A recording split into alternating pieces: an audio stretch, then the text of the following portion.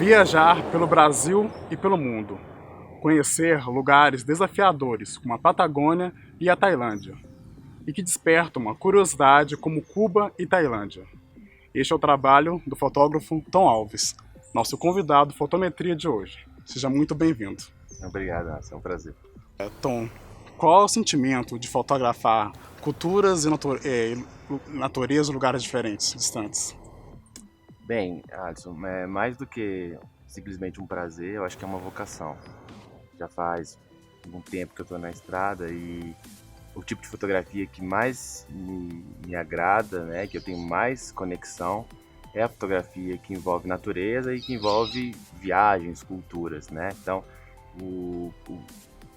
o amor, né, a coisa da curiosidade sobre o desconhecido, sobre os lugares inóspitos, natureza, isso me move muito. Então, acho que é por aí mesmo.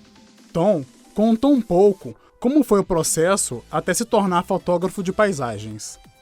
Bem, vamos lá.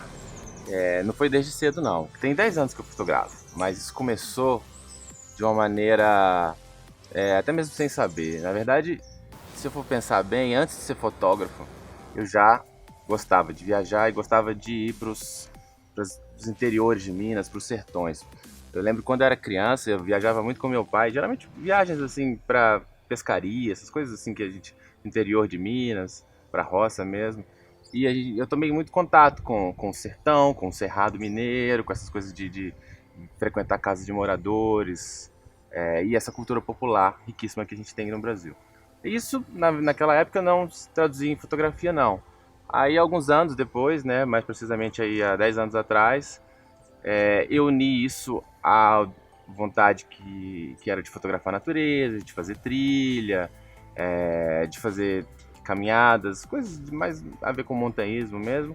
E isso aconteceu, a fotografia veio junto. Era uma forma de registrar esses lugares, né? Eu queria ter uma câmera, não por pretensões de fotógrafo, mas para mostrar onde eu ia, as belezas dos lugares, né? A cultura dos lugares que eu ia.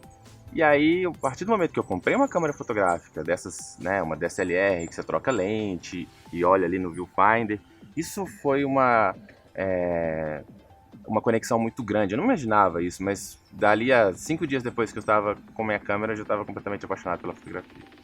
Atualmente você faz expedições pelo Brasil e também pelo mundo. Quais as maiores dificuldades? É o clima, a logística?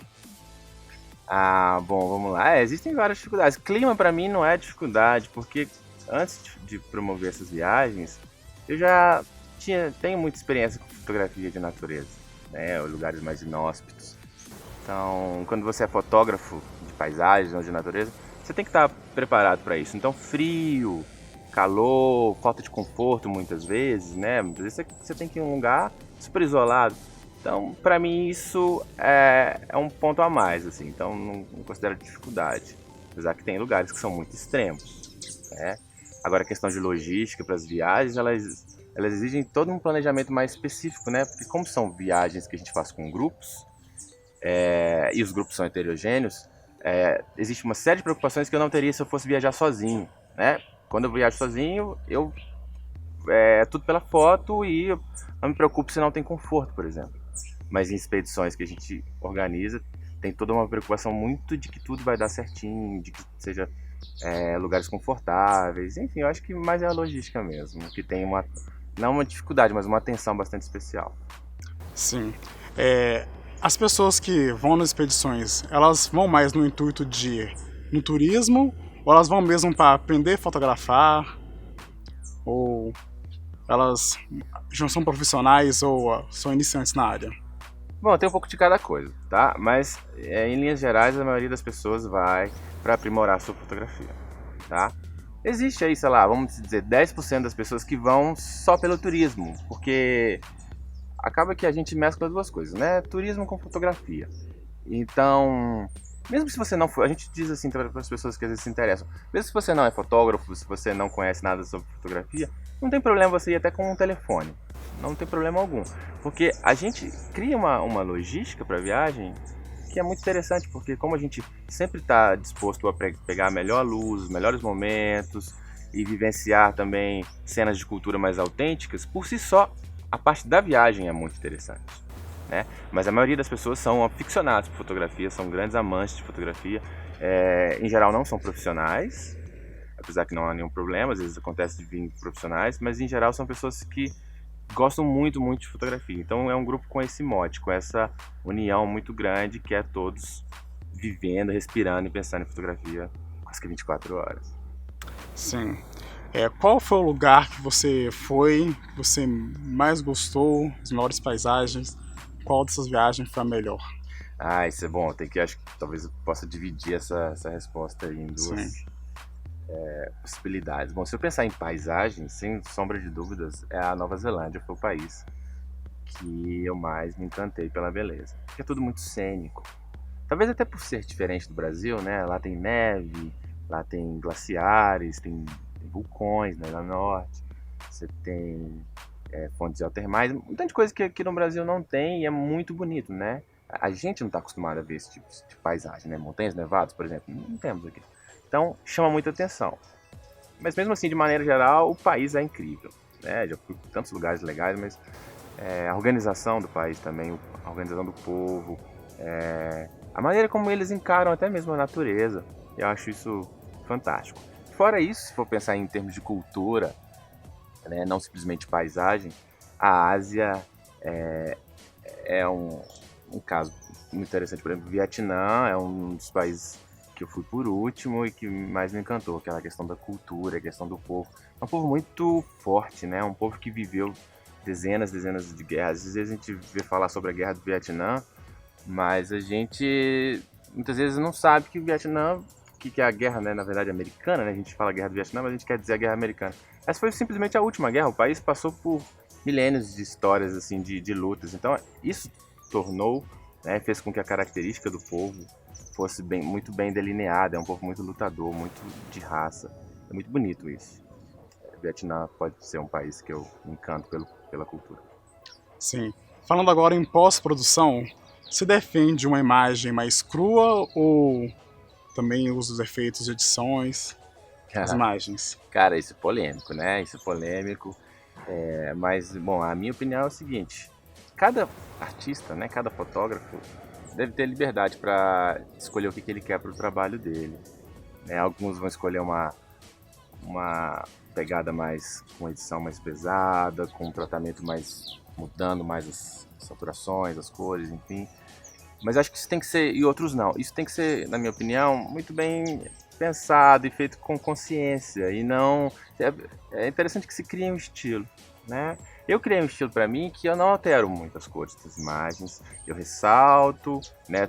Claro, faço pós-produção, mas eu tento trazer o mais real possível do que a paisagem é, do que o lugar é, e tento evitar edições muito pesadas. Eu não gosto, por exemplo, de técnicas como múltiplas exposições, HDR, que eu acho que isso aí pode falsear. A natureza já é tão bonita, né? Eu acho que não precisa... Isso pode sublimar um pouco da beleza natural, você exagerar no tratamento. Essa é a minha opinião, não que eu seja contra, é só a minha opinião. Sim. Ele também falou sobre usarem suas imagens sem o devido crédito. Eu tive um caso assim. Mas como eu faço? Foi como eu fiz nesse caso agora, né? Eu entro em contato, era uma empresa. Quando são pessoas físicas, vamos supor, uma pessoa tem um blog, eu vejo que não é uma caracterização de uso estritamente comercial. E a pessoa não está ganhando, às vezes, muito dinheiro com aquilo. Aí eu nem me preocupo não, assim, o máximo que eu vou fazer é, coloque meu crédito lá, ou então me avisa, te manda uma foto até em melhor qualidade que você precisar. Mas quando é uma empresa, quando você vê que tem um vínculo mais comercial de uso, aí eu entro em contato, pergunto se eles querem adquirir, sugiro que se eles não quiserem adquirir, que seja retirado do site, ou seja retirado de veiculação de alguma maneira, né, para resolver da melhor forma possível. Porque senão você vai ter que acabar, a única espera que você pode ir é a esfera judicial, que é muito trabalhoso, né? Eu conheço fotógrafos, né? Sei de fotógrafos que, por exemplo, colocam fotos na internet em alta resolução, sem assinatura, sem nada, e sem informar, né, direito de copyright, só para servir como isca, para que depois alguém use e aí depois esse fotógrafo processe essa empresa.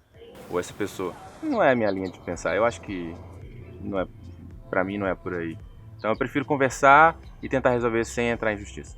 Entendeu? Sim. Desses 6 anos de expedições, qual foi o lugar que teve alguma coisa inusitada, algo marcante, registrado alguma fotografia? Ah, sempre tem coisa nova e legal, né? Eu lembro de um caso, assim, de uma expedição que a gente fez para a Chapada Diamantina, lá na Bahia, e onde era um dia livre. A gente costuma deixar dias livres nas expedições para que as pessoas possam fazer algo diferente, assim. E a gente sugeria às pessoas que pudessem ir com a gente para uma cachoeira, a Cachoeira da Fumaça, é uma das maiores cachoeiras do Brasil, quase 400 metros de queda.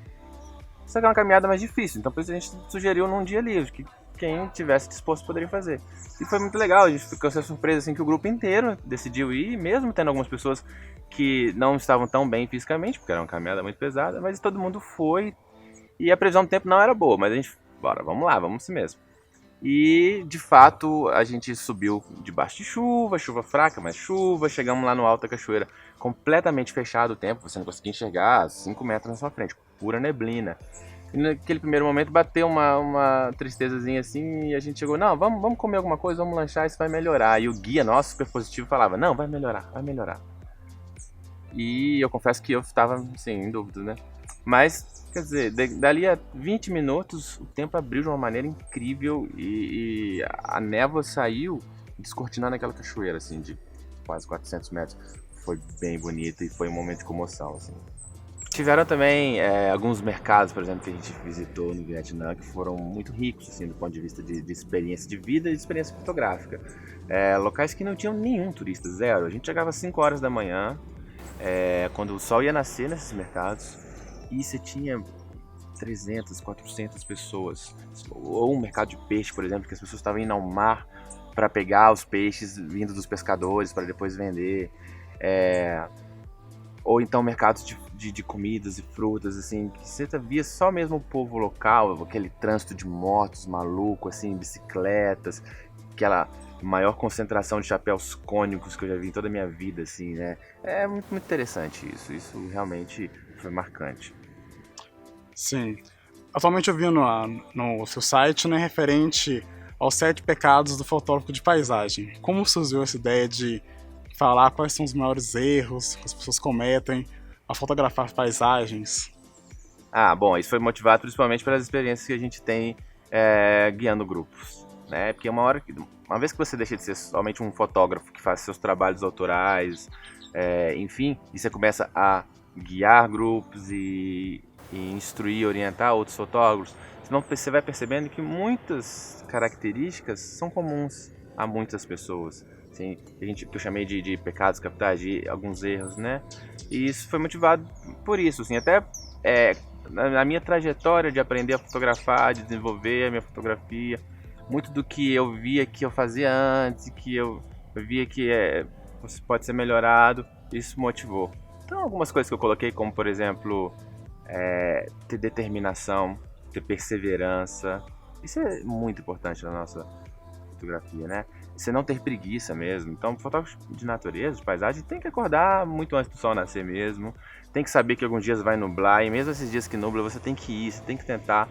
Foto perdida só depois que realmente não há mais luz. Você tem que